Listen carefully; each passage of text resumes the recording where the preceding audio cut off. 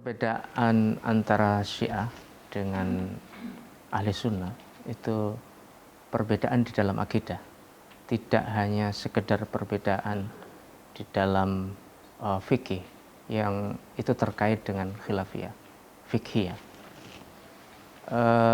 Sebab dia terkait dengan rukun iman, di mana di dalam keyakinan Syiah, imamah itu menjadi salah satu rukun iman. Sementara di dalam Ahli Sunnah itu imamah ini merupakan masalah fikih, ya, atau tepatnya dikategorikan sebagai siyasah asyariyah. Maka kalau konsekuensi dari keyakinan terhadap imamah itu di dalam Syiah adalah ada keterkaitan dengan keimanan, yaitu keimanan dan kekafiran. Jadi sebagian beranggapan bahwa yang tidak beriman kepada imamah itu dikategorikan tidak hanya saja dia bukan Syiah, tapi juga dia juga bukan umat Islam gitu. Ini walaupun sebagian ada yang mengatakan bahwa imamah itu adalah ciri khusus dari keyakinan Syiah, di mana kalau orang tidak beriman kepada Syiah itu kepada imamah itu adalah orang bukan Syiah, tapi dia tidak keluar dari ajaran Islam. Tapi mayoritas mereka mengatakan bahwa yang tidak beriman kepada Syiah, tidak beriman kepada imamah itu masuk dalam kategori bukan Islam. Nah, itu. Oleh karena itu maka keyakinan perbedaan antara Ahli Sunnah dengan Syiah itu bukan perbedaan di dalam masalah fikih, tapi perbedaan di dalam imamah, perbedaan di dalam akidah yang itu memiliki efek, memiliki pengaruh terhadap keimanan dan kekufuran. Pertama, imamah ini menjadi rukun iman, dan namanya rukun itu adalah pilar. Kalau tidak ada pilarnya maka dia akan ambruk, ya. Itu yang kedua, imam ini menduduki posisi seperti nabi.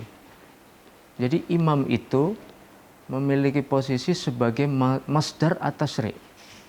Dia menjadi sumber daripada syariat. Nah, oleh karena itu dalam penafsiran atau dalam definisi tentang hadis itu marwiya anil maksum. Kalau kita marwiya anil nabi. Jadi apa yang diriwayatkan dari nabi.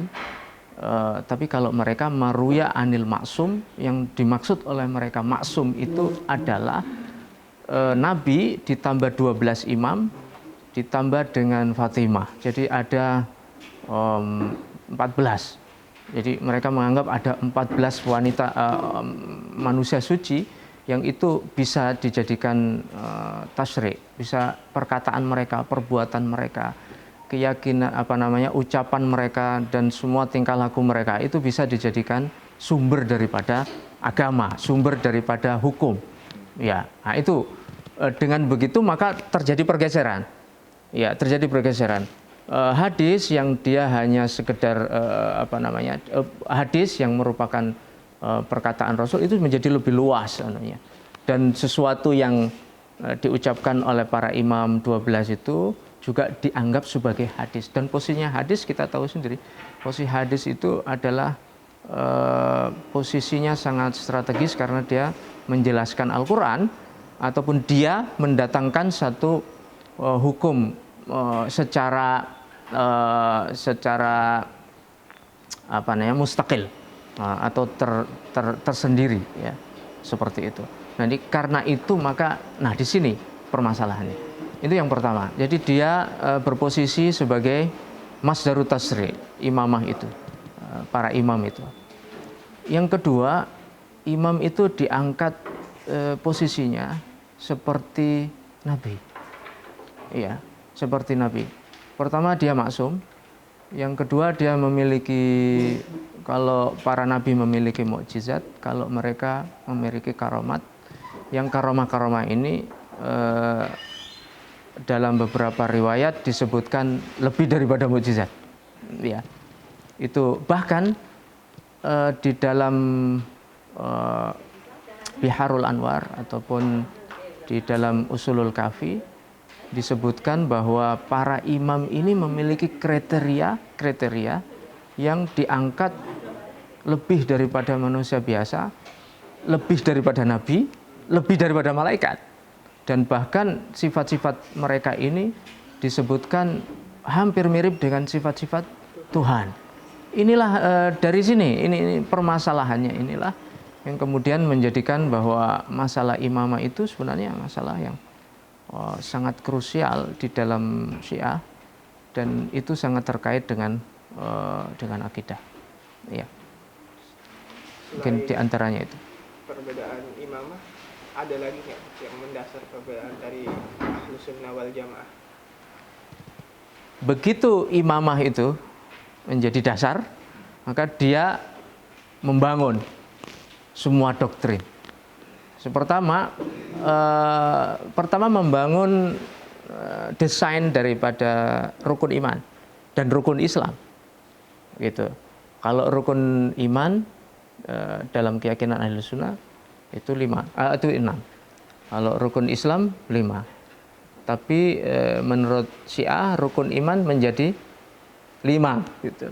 Dengan memasukkan imamah ke dalamnya dan membuang yang lain. Seperti bagi mereka adalah rukun iman itu adalah tauhid, al-adl, kemudian an-nubuwah, al-ma'ad, yaitu hari akhir, yang kelima imamah. Ya, jadi di situ hilang iman bil malaikah, kemudian hilang iman bil kitab. Wah, nggak ada. Apalagi qada dan qadar sudah nggak ada di situ.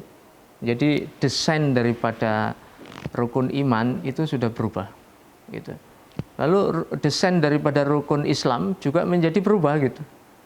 Nah, dimana kalau kita 5, mereka memasukkan imamah ke dalamnya juga menjadi bagian daripada rukun rukun Islam dengan membuang syahadah. Tidak ada syahadah, tapi dengan memasukkan al-imamah menjadi bagian daripada rukun Islam. Lalu yang kedua, itu yang pertama, yang kedua, dia mendesain ulang tentang manhaj dalam memahami Al-Quran. Jadi ayat-ayat yang ada di dalam Al-Quran itu kemudian ditafsirkan dengan latar belakang, dengan background, dengan perspektif imamah. Ya, dan itu banyak sekali ayat yang seperti itu. Sampai dalam satu riwayat, misalnya dzalikal kitabul la raiba fihi hudal lil muttaqin. Al-muttaqin di situ adalah Imam Ali. Sa'ala sa'ilun bi'adzabin waqi' lil kafirina laisa lahu dafi'. Lil kafirin di situ maknanya adalah yang mengkafiri imamah. Ya. Padahal sa'ala sa'ilun bi'adzabin waqi' lil kafirina laisa lahu dafi'. Itu adalah ya kafir, orang yang mengkafiri Islam, ya. Rukun iman secara keseluruhan itu seperti itu. Jadi ada nanti dia akan menjadi perspektif untuk memahami Al-Quran. Ya. Yang kedua, yang keberapa itu? yang selanjutnya masih terkait dengan Al-Quran juga. Nanti ada permasalahan yang muncul di dalam masalah terkait dengan subutnya Al-Quran, yaitu sejauh mana Al-Quran itu asli ataupun tidak. Itu kenapa begitu?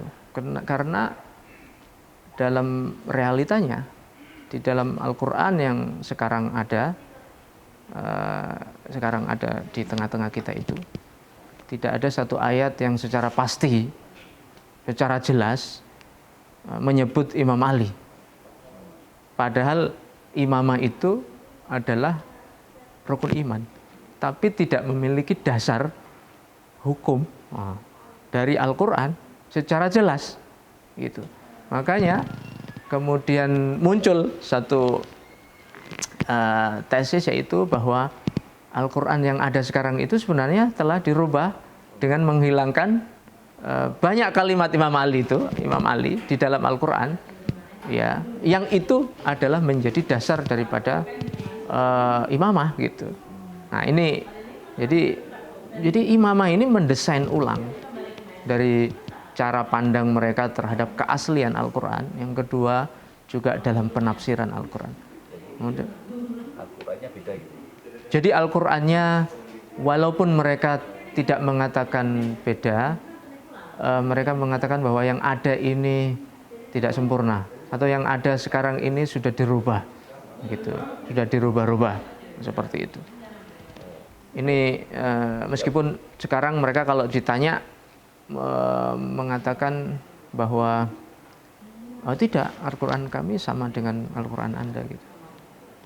Ya, tapi pada intinya sebenarnya mereka itu meyakini bahwa walaupun sama itu karena sama untuk sementara, karena yang Quran yang asli itu belum datang dan kita menggunakan Quran yang sekarang itu sebagai dalam kondisi yang terpaksa, ya, kondisi sementara, karena Quran yang asli nanti akan dibawa oleh Imam Mahdi yang mereka yakini sebagai imam yang ke-12. Nah, itu.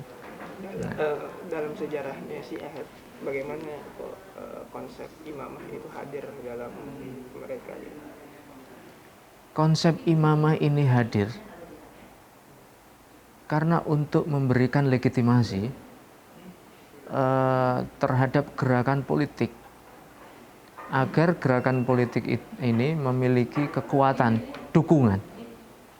Ya, satu kekuatan dukungan, yang kedua legitimasi secara syar'i, ya, mereka supaya itu mendapatkan dukungan semacam itu. Karena alasannya begini, kenapa begitu? Karena tidak muncul perdebatan seperti itu di awal-awal Islam, munculnya Islam. Tidak muncul. Kalaupun kemudian ada perbedaan setelah wafatnya Rasul, ada yang memilih Abu Bakar, ada yang mendukung Imam Ali, ya kan? Tapi itu bukan merupakan doktrin agama, bukan merupakan satu rukun iman, gitu.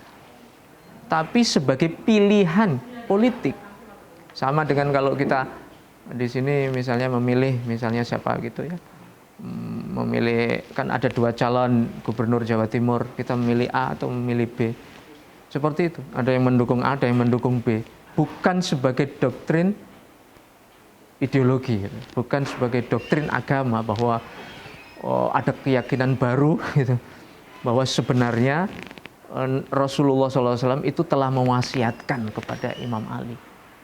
Itu kan imamah di situ.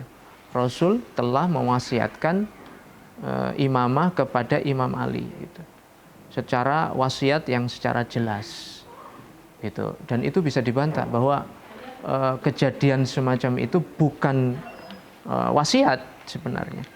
Kalau dia wasiat, maka akan ada protes, gitu kan? Akan ada semacam perdebatan di situ. Ini kan Rasul sudah mewasiatkan.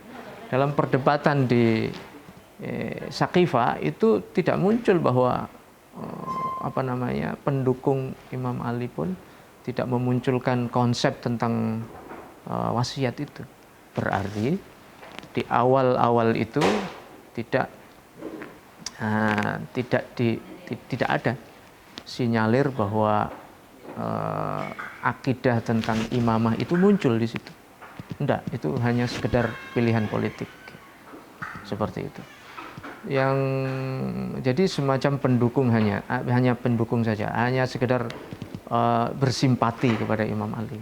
Hanya mereka melihat lebih afdal Imam Ali, gitu. Hanya seperti itu. Bukan sebagai doktrin agama atau keyakinan atau bahkan rukun iman. seperti itu.